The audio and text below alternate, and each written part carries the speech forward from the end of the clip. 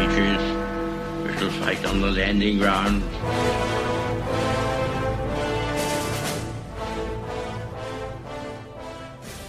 Thank you for joining us. You are listening to A Radio, and this is The Morning Moment.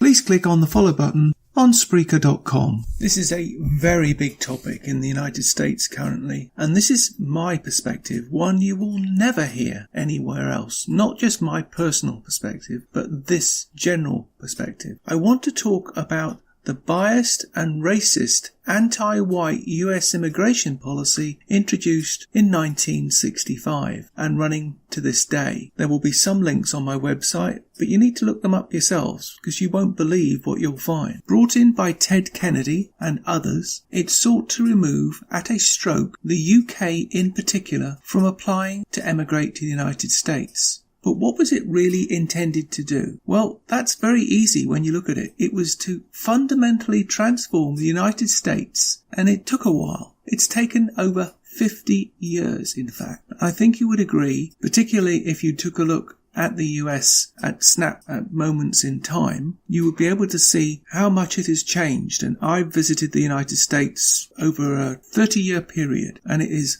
fundamentally changed. Listen to this, and I'm going to quote it, and you can find this online. This is just part of the immigration bill. It's in fact called the Immigration and Nationality Act of 1965, also known as H.R. 2580. Enacted in 1968, also known as the Hart-Celler Act, changed the way quotas were allocated by ending national origins formula that had been in place in the United States since the Emergency Quota Act of 1921. Representative Emanuel Celler of New York proposed the bill. Senator Philip Hart of Michigan co-sponsored, and Senator Kennedy of Massachusetts helped promote it. The Hart-Celler Act abolished quota systems on national origins that had been in American immigration policy since the 1920s. The new law maintained the per-country limits, but also created preference visa categories that focused on immigrants, skills, and family relations with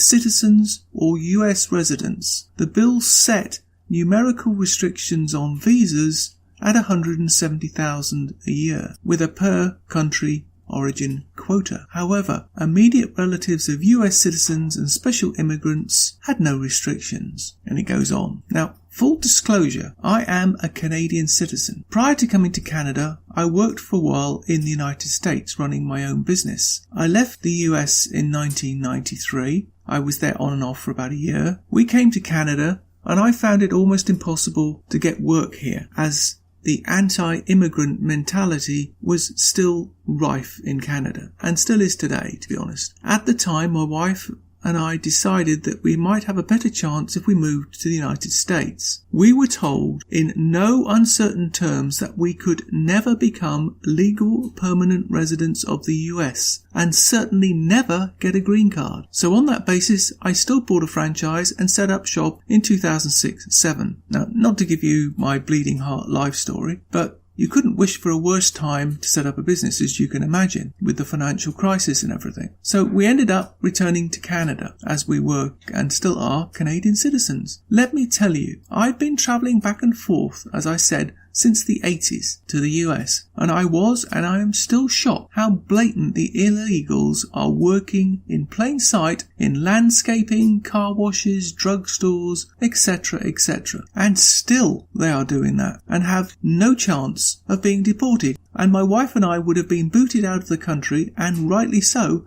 if we had outstayed our visa, but we didn't. Why is it that we are discriminated against, and we are told at the time never to even think about having a child, as that wouldn't allow us to stay? We hadn't even thought about that at the time, to be honest with you. There seems to be one rule for Mexicans and others, and another for everyone else. Now, unless you play football or soccer, as you know it, or a pop star or an actor, you haven't got a hope. Let me tell you, and I want to be plain about this, there are millions of people just in the country I'm in now, and I'm a citizen of, that is Canada, who would love to emigrate to the United States.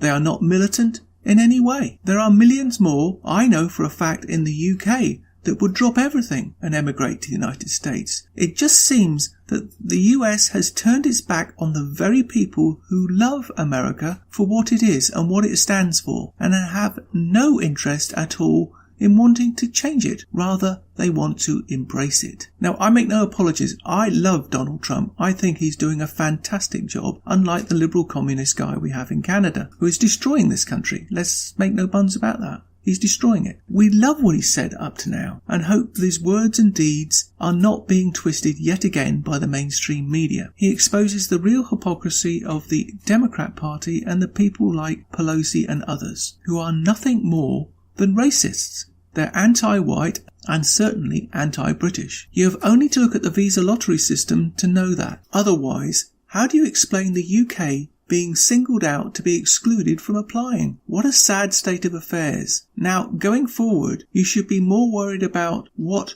could be the biggest mass exodus in US history, as open Marxists are now controlling and running Canada, openly inviting communist Chinese technicians in the tens of thousands into this country. Do you think Canadians are prepared to put up with that? No, they're not. They may run for the border. Are you ready for that? Are you going to stop them coming in? Think about that, because it could really happen. We're in a dire situation in Canada. I have told you on a number of occasions what's happening in Canada. Now you hear Donald Trump starting to strengthen the northern borders as well as the southern borders. Your thoughts? You can find more at aradio.wordpress.com, where you can find links to us on Twitter, Facebook, Instagram, iTunes, iHeartRadio, Gab and email.